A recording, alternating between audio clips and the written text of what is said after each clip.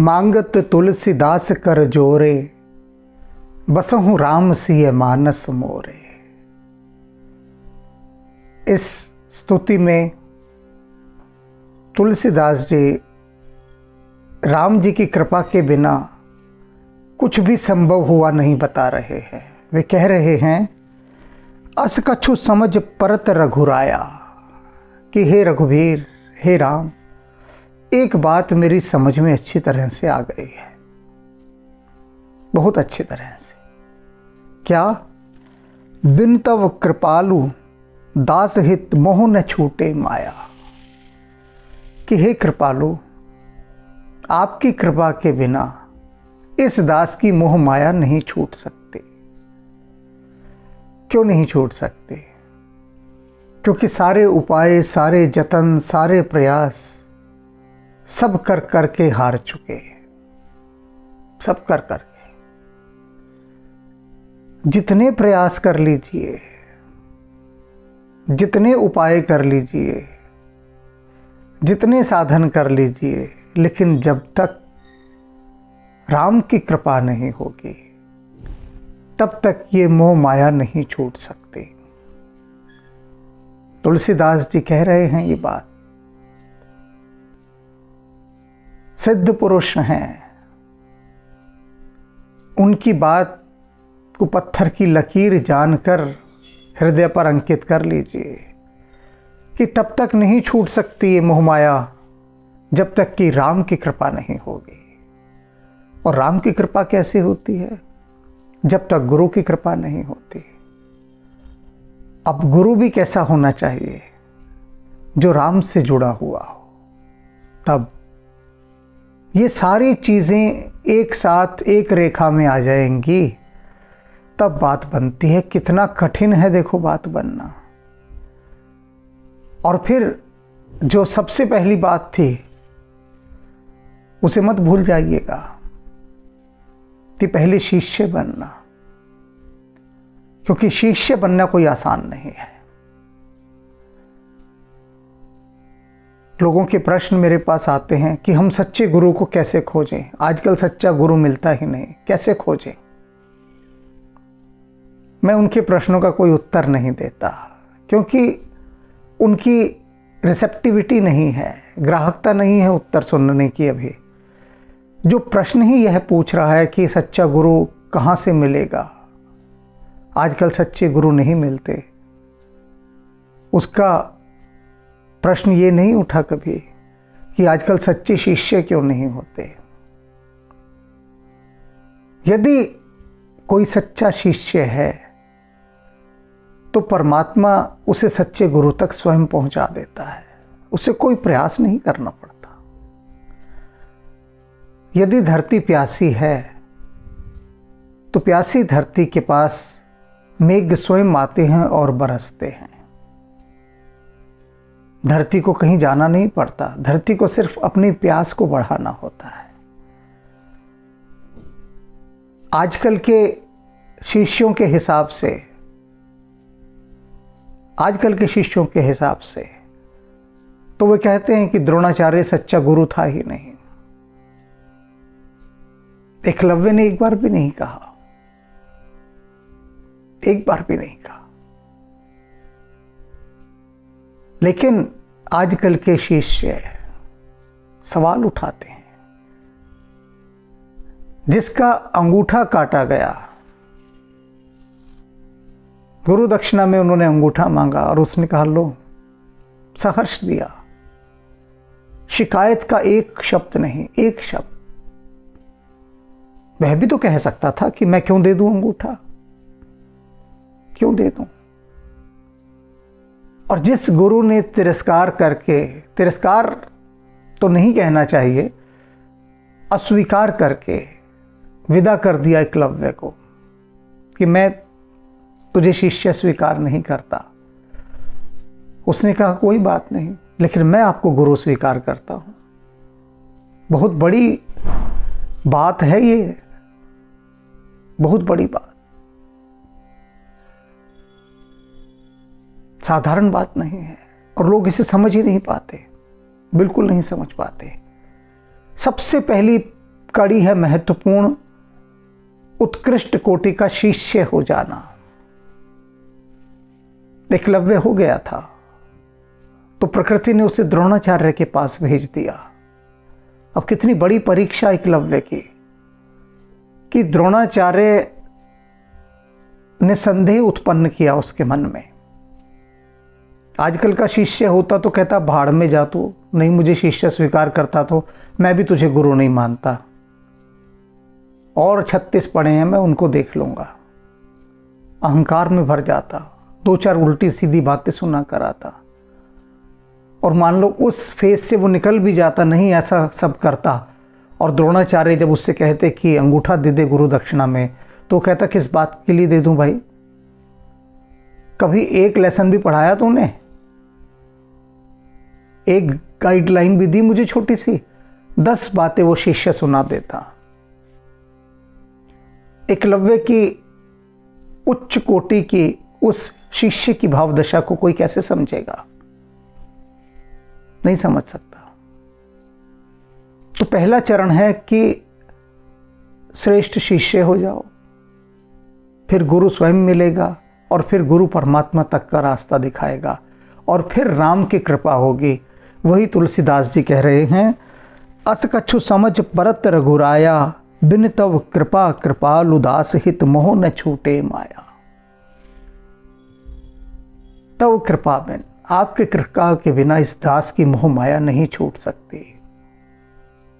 आप कृपा करें। तो कि मोह माया किसकी है? राम की। ये राम की माया है लगाई हुई, उस माया से ही मोह का जन्म होता है। तो जिसने लगाई है वही छुड़ा सकता है, दूसरा नहीं छुड़ा सकता। सामर्थ्य नहीं है किसी दूसरे में छुड़ाने में, कैसे छुड़ा देगा? संभव नहीं है। आपने देखा होगा कि कुछ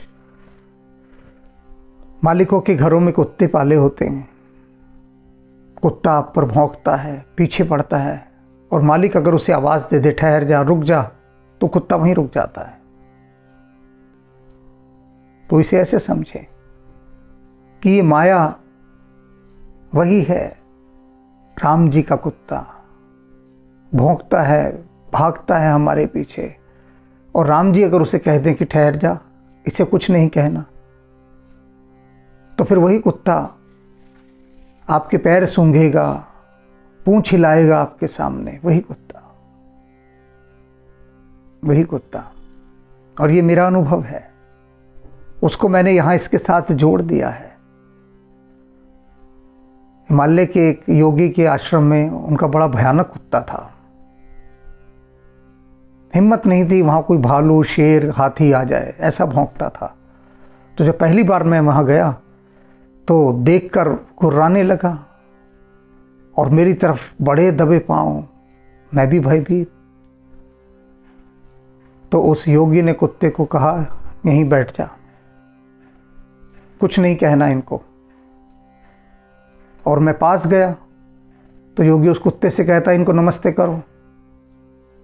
और कुत्ते ने नमस्ते की मुझे हाथ उठाकर, अपने दोनों हाथ जोड़कर, और फिर बैठ गया। और फिर योगी ने कहा, जाओ इनके चरण स्पर्श करो। तो कुत्ता आया, पैरों को सूंघने लगा।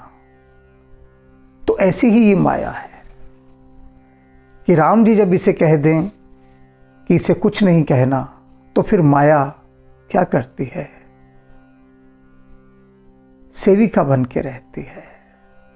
माया अनुकूल हो जाती है, प्रतिकूल नहीं रहती। तो तुलसीदास जी को बात समझ में आ गई है, तो वे राम की कृपा को ही प्राप्त करने में लगे हुए हैं। वाक्य ज्ञान अत्यंत निपुण, भव पार न पावे कोई, निसिगृही मध्य दीप की बात है, तम निवृत्त नहीं कोई। कहते हैं रात के समय अंधेरा हो घर के अंदर, और आप दिए की बहुत सारी बातें करें, खूब बातें करें दिए की। तुलसीदास जी कह रहे हैं उन बातों को करने से कोई प्रकाश नहीं हो जाएगा, बिल्कुल नहीं होगा। प्रकाश करने के लिए तो दिया जलाना होगा। वाक्य ज्ञान अत्यंत निपुण, ज्ञान की बड़ी बड़ी बातें निपुणता के साथ कोई करे, लेकिन उन ज्ञान की बातों के पथ पर ना चले तो वो ज्ञान की बातें किस काम की, सार्थक नहीं है, निरर्थक है। ज्ञान की बात लोग करते हैं कि क्रोध नहीं करना चाहिए और तत्क्षण क्रोध कर देते हैं। सभी पर दया करनी चाहिए, दूसरे का हक मार लेते हैं। कण कण में वह राम है, ये डायलॉग तो बहुत बोलते हैं लोग। सब कण कण में परमात्मा है, तो कण कण में परमात्मा है तो तुम मार किसे रहे हो, फिर सता किसे रहे हो परमात्मा को? अगर परमात्मा दिख गया होता तो तुम सताते किसी को, लूटते किसी को, ठगते किसी को? नहीं ना, तो सिर्फ बातें हैं। जैसे कोई एक दीन दुखित अति असनहीन दुख पावे, चित्र कलप तरु काम धेनु गृह लिखे न विपत्त नसावे। कह रहे हैं कि कोई बहुत ही दीन दुखी है, भूखा है, भूख से मर रहा है, और आप दीवार पर कामधेनु का या कल्प तरु का चित्र बनाकर उसे दिखाओ तो क्या उसकी भूख मिट जाएगी? चित्र दिखाओ। कामधेनु क्या है? वह गाय जो सारी इच्छाओं को पूरा कर देती है। कल्प वृक्ष ऐसा वृक्ष जो आपकी हर मनोकामना को पूरा कर देता है। आपने चित्र बना दिए दोनों के दीवार पर और भूखे को बिठा दो सामने कि ये है कामधेनु, ये है कल्पतरु। कुछ नहीं होगा, कोई इच्छा उसकी पूर्ति नहीं होगी, वह भूखा ही मर जाएगा। शटरस बहु प्रकार भोजन को तिन अरु रैन बखारे, बिन बोले संतोष जनित सुख खाई सोई पे जाने। कोई शटरस भोजनों पर अनेक प्रकार के व्यंजन हैं भोजन के, उन पर व्याख्यान देता रहे, बताए किस किस प्रकार के हैं, तो उससे कोई भूख थोड़ी ना मिट जाएगी, कि उससे भूख मिट जाएगी। कहते हैं भोजनों पर व्याख्यान देने से तो अच्छा वह व्यक्ति है जो चुपचाप बिन बोले, बिना किसी बोले, संतोष जनित सुख खाए सोई पे जाने। चुपचाप बिना कुछ बोले भोजन करता रहता है, संतोष के साथ उस सुख को प्राप्त करता है जो वास्तव में भोजन का सुख था। अर्थात परमात्मा पर बड़ी बड़ी बातें करने से परमात्मा के आनंद तत्व की प्राप्ति नहीं होगी। न परमात्मा को जाना जाएगा, न उसका सुख पाया जा सकेगा, और ना ही उससे शक्ति मिलेगी। तो परमात्मा रूपी भोजन को यदि हम बिना बोले चुपचाप खाएं, तो जब उस परमात्मा रूपी भोजन को हम खाएंगे तो आनंद की भी प्राप्ति होगी, सुख भी मिलेगा, और भोजन भीतर जाएगा तो शक्ति भी मिलेगी। हम परमात्मा को ना खाते हैं, ना पीते हैं, ना ओढ़ते हैं, कुछ नहीं करते, सिर्फ हवाई बातें, सिर्फ हवाई बातें, उनसे कुछ नहीं होता। और कैसे परमात्मा को खाया जाए, पिया जाए? साधना के द्वारा। क्योंकि साधना शब्द समझ लीजिए, साधना क्या करती है? मन को साधती है, और मन को साधने के लिए ही सारी साधनाएं बनाई गई हैं। सारी साधनाएं, पहले तो मन को साधना है ना। अब इसे ऐसे समझिए, एक उदाहरण के द्वारा। घोड़ा है, जंगली घोड़ा, मन है जंगली घोड़ा। अब बहुत शक्तिशाली होता है घोड़ा तो, लेकिन घोड़े को लाकर उस पर लगाम डालना और जीन कसना, ये दोनों बड़े मुश्किल काम है। घोड़े पर जो इतनी सवारी करते हैं, घुड़सवार भाग रहे हैं, दाएं कहते हैं दाएं मुड़ जाता है, बाएं कहते हैं बाएं मुड़ जाता है, गड्ढे को छलांग दे भाई, छलांग मार देता है घोड़ा, सब काम कर रहा है। तो घोड़े की पढ़ाई लिखाई कहाँ से हुई? कौन सा डिग्री कॉलेज था जहाँ घोड़े को ये ट्रेनिंग दी गई? तो पहले घोड़े को ट्रेनिंग दी जाती है, प्रशिक्षण सिखाया जाता है, पढ़ाया जाता है, संकेतों को समझाया जाता है कि देख ऐसा कहेंगे तो ऐसा करना है। और बहुत अधिक घोड़े की ट्रेनिंग के बाद फिर घोड़ा इस योग्य होता है कि उस पर सवारी की जा सके, तब जाकर, ऐसे नहीं।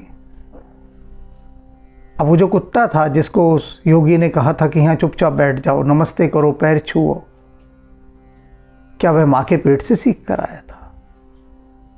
उस कुत्ते को हम मन समझ लें तो उस मन को उस योगी ने आदेश दिया, तो पहले कितना प्रशिक्षण उस कुत्ते को दिया गया होगा, कितना समझाया गया होगा और कितना डांटा पीटा गया होगा कुत्ते को।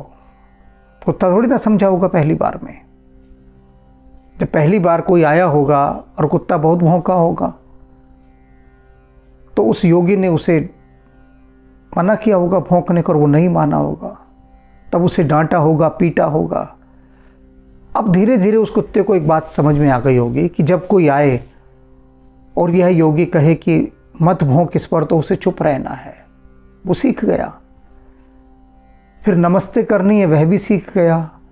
जब वह कहे पैर छुओ, तो कैसे पैर छूने हैं, उसके पैरों को सूंघना है, वहाँ पर अपना सिर झुकाना है। ट्रेनिंग दी ना ये सारी। सर्कस में जो शेर है वो आग के जलते हुए घेरे से कूदता है,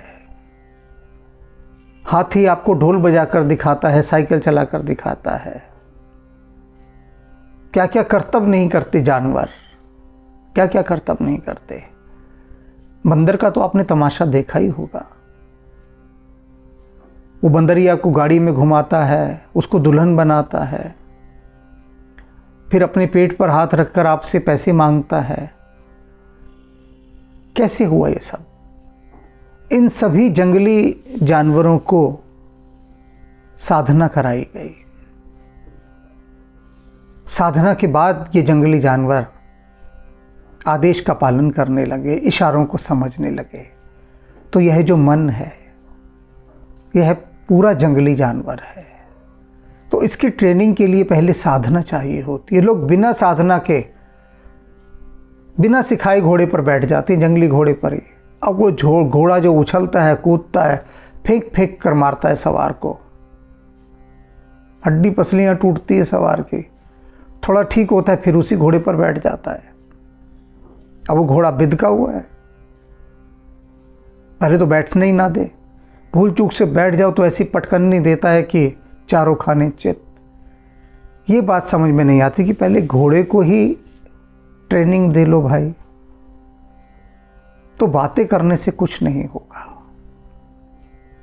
ट्रेनिंग देने से होगा, प्रशिक्षण देने से होगा, अर्थात साधना करने से होगा। जब लगी नहीं निज हृदय प्रकाश, अरु विषय अस मन माही, तुलसीदास तब लगी जग जोनी, भ्रमत सपने हो सुख नाहि। तुलसीदास जी कहते हैं जब तक हृदय में प्रकाश नहीं होगा ना, तब तक तुम्हारी कोई आशा पूरी नहीं होगी। हृदय में प्रकाश होना अनिवार्य है। और हृदय में प्रकाश कैसे हो? कोई दिया जला जाए तुम्हारे हृदय में आकर, कोई माने कौन? गुरु ही दिया जलाता है। तुम स्वयं भी जला सकते हो, लेकिन वो बिरले होते हैं जो स्वयं जलाते हैं।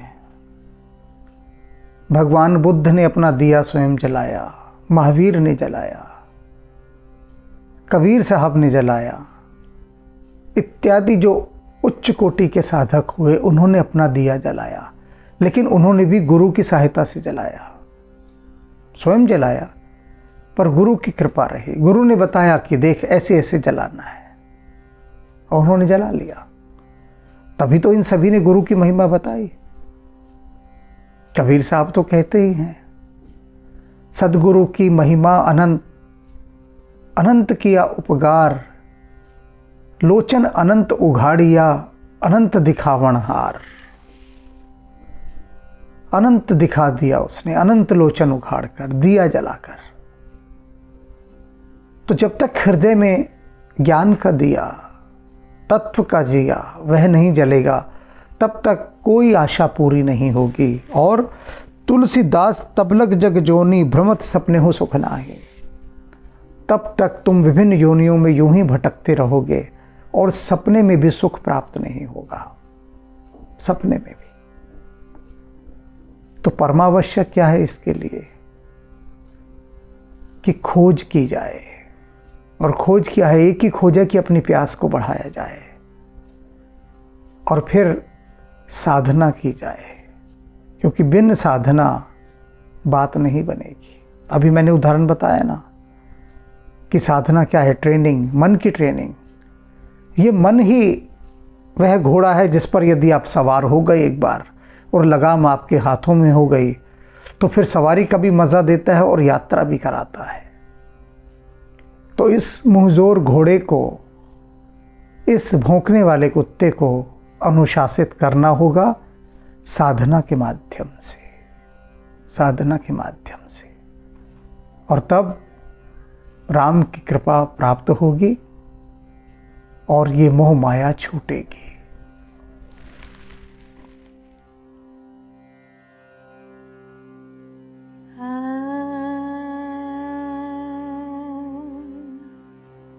शिवो शिवो शिवा स्वरूपम् शिवोऽहं शिवोऽहं शिवा स्वरूपम् नित्योऽहं शुद्धोऽहं बुद्धोऽहं मुक्तोऽहं नित्योऽहं शुद्धोऽहं बुद्धोऽहं मुक्तोऽहं शिवोऽहं शिवोऽहं शिवा स्वरूपम् ॐ नमः शिवाय ॐ नमः शिवाय।